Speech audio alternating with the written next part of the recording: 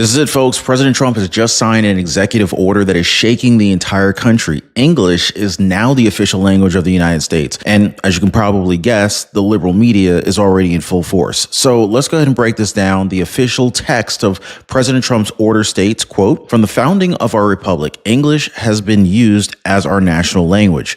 Our nation's historic governing documents, including the Declaration of Independence and the Constitution, have all been written in English. It is therefore long past time that English is declared as the official language of the United States," end quote. It's about time. I mean, 180 out of 195 countries have an official language, but somehow when President Trump does it, the media goes into full-blown hysteria and Democrats scream that it's somehow racist and it's a threat to democracy. Seriously? Let me remind you guys of something, right? A shared language is the foundation of a united nation. The executive order reinforces the core of America's identity and it prevents the left from further dividing us along language and cultural lines. But guess what? That's exactly why they're furious, because a strong, united America is the last thing that they want. And speaking of outrageous liberal hypocrisy, let's talk about the latest insane scandal out of Illinois, shall we? Democratic Congressman Troy Garcia just raged against an ICE arrest in Chicago, claiming it was somehow inhumane and fascist. But guess what, guys? Turns out the man arrested was Francisco Andrade Barrera, a twice deported illegal immigrant, a known gang member, and someone with multiple violent felony convictions. So let that sink in just for a second, okay? A sitting Democrat congressman went to bat for a gangbanger. So this is the same party that's crying about President Trump protecting our country, but when it comes to defending criminals, suddenly they have no problem picking sides. This is insanity. And here's the real kicker. While Democrats are defending criminals, President Trump is actually getting results. Just look at the border crisis under Biden. Total disaster. In December 2023, 301,981 illegal immigrants flooded across our border. But guess what happened after Trump stepped in? After just 1 month, illegal crossings dropped to a staggering 96%, down to just 8,326. That is what real leadership looks like, guys. This is why Trump wins. So while the media cries, while Democrats defend gang members, Trump is making America strong again, one executive order at a time. So where do you stand? Do you support English as the official language of the United States? Just type America first if you support Trump's decision, and type Stop Trump if you think that this is somehow problematic. So get ready, guys, because this is only the beginning. Stay tuned for the full breakdown. Hit the like button, subscribe to the channel. So first, here's the clip. Check this out. Trump has been calling out the consequences of the migrant crisis for years. We have languages coming into our country. We don't have one instructor in our entire nation that can speak that language. These are languages. It's the craziest thing. They have languages that nobody in this country has ever heard of. So he's doing something about it. The president has just signed an executive order making English the official language of the United States. The move cancels out a Clinton-era mandate that required federal agencies to provide language assistance to non-English speakers. Joey, about 180 countries across the world already have an official language. Why are we so late to the party? Well, there's a spirit of freedom, and in that idea of freedom can't mandate how you live your life, even to the language you speak. This idea that we're a country of immigrants, which we are. However, we have an office of government efficiency. We have a new sheriff in town who looks at things and goes, what can maximize our efficiency? Do we need to be wasting money in their mind on this multilingual federal government? So making it an official language truly applies to the federal government, how it operates, and what you basically mandate or provide within the mechanism of these millions of people, I guess, that work for the federal government. So I think it's about efficiency more than anything. It's also very on brand for this idea of America first. We are an English-speaking country. We are in a critical identity crisis as to what is American culture. American culture is an amalgam, and that's a great thing, but it is American. And we speak English. You heard the man, guys. Here in America, we speak English. And why shouldn't English be the official language of the United States? The Constitution is written in English. In fact, before this executive order, I've always thought that it already was our official language. Anyway, so in practical terms, President Trump's executive action making English our official language basically repeals Bill Clinton's executive order that required the government, as well as groups receiving federal funds, to provide language assistance to non-English speakers. Now, apart from that, like the executive order said, the United States is strengthened by a citizenry that can freely exchange ideas in one shared language. That's just common sense though, right? Because whether or not it's technically designated the official language, English is the overwhelmingly dominant language in our country. But man, the way liberals describe it, you would think that it's an executive order from Trump signaling the end of democracy itself. I guess it is, let them tell it, right? So just to give you guys an example, here's a quote from the communications director for the pro-immigration group United We Dream. Trump is trying to send the message that if you're not white, rich, and speak English, you don't belong here. Plus, they also added that no matter how hard Trump tries, he can't erase them. Well, first off, she made her statement in English. So that's certainly an interesting choice of language to use considering the point that she's trying to make here, right? Plus, about half the immigrants in the United States are already proficient English speakers. So are they erasing themselves? Then you got the Congressional Hispanic Caucus commenting that Trump's plan to make English official is a direct attack on our diversity and history. Millions of Americans speak other languages, and that doesn't make them any less American. In fact, a lot of these people would agree that if you don't learn English, you're excluding yourself from the mainstream of American life and you're limiting your educational and economic opportunities. I mean, that's a pretty fair assumption to say, don't you think? Oh, and another thing, a New York Times headline said, Trump made English the official language in a country with 350 of them. Well, that's actually part of the point. We actually need the leading status of the English language to keep our country together. Just look at Canadians, Belgians, or Spanish. They have regions in their country that are trying to secede or separate themselves because they speak different languages. That's what experts call language-based divisions. And I think you guys would agree that we don't want that here in our country, am I right? We need unity, not division. Plus, it's a pretty good language considering how we've managed to integrate words from a lot of other languages, especially from Latin and Norman French. In fact, there are more than 500,000 words in the Oxford English Dictionary. Compare that with German, which has 185,000 words, and French, not even 100,000 words.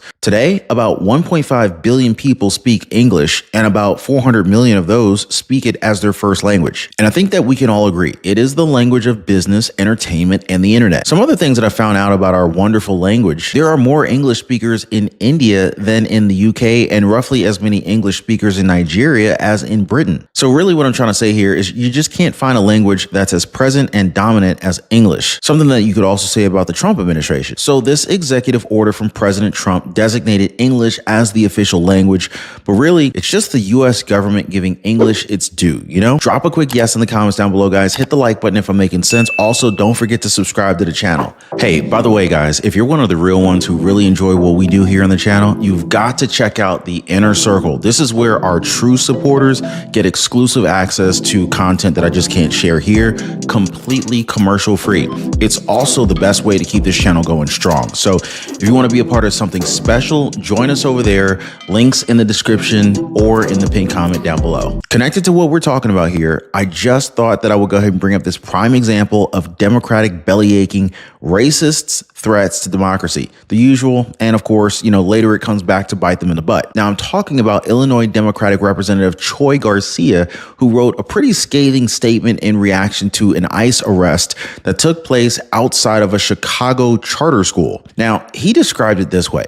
In my district, ICE ambushed a parent while dropping off their child at school, and that no family should have to fear being torn apart in a safe place meant for learning. So, according to Garcia, this is why New York Democrat Representative Andrea Espeleta, and he introduced the Protecting Sensitive Locations Act. Schools, hospitals, and places of worship are off limits. He even added a Congress must act now just for good measure. I mean, pretty high horse this guy's on, right? Well, fast forward just a little bit later, and they found out that the person arrested was Francisco Andrade Barrera, a known member of a violent street gang with criminal convictions for drug trafficking, gang loitering, and damage to property, who was previously removed from the United States to his home country back in 2005 and in 2013. And in response to Garcia's statement, ICE explained that their supervisors exercise discretion on when to conduct immigration enforcement actions at or near schools. Plus, that their operations prioritize criminal migrants and public safety threats. So yeah, that's pretty much egg on the face of Congressman Garcia, I would say. In fact, his office didn't even respond when asked if the congressman stands by his statement or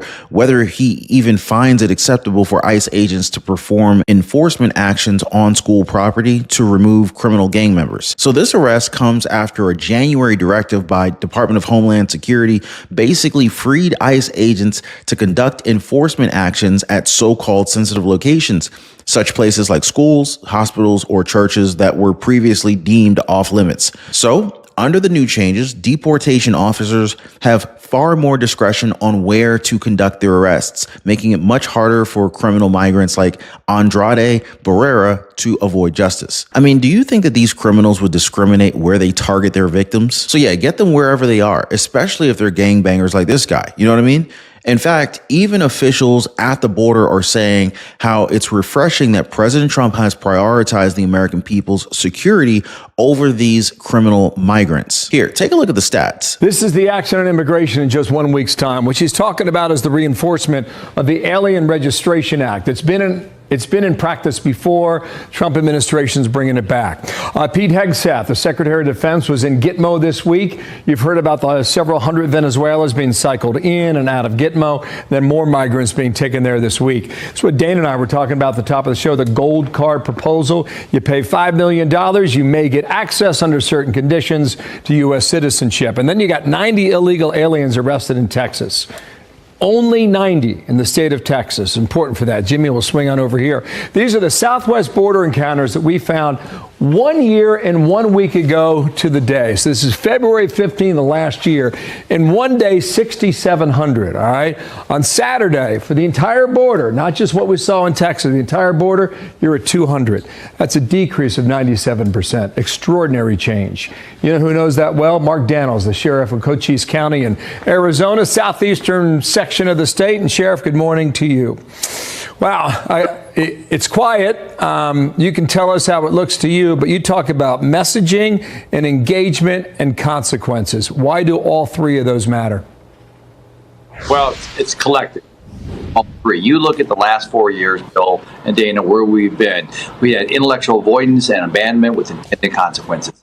Now we have a president that's intellectually engaged in this. He's prioritized it with intended results, and that's why you see the plummet. He has prioritized this with the will of the people behind him. It's refreshing. I can tell you, it's refreshing here at the border.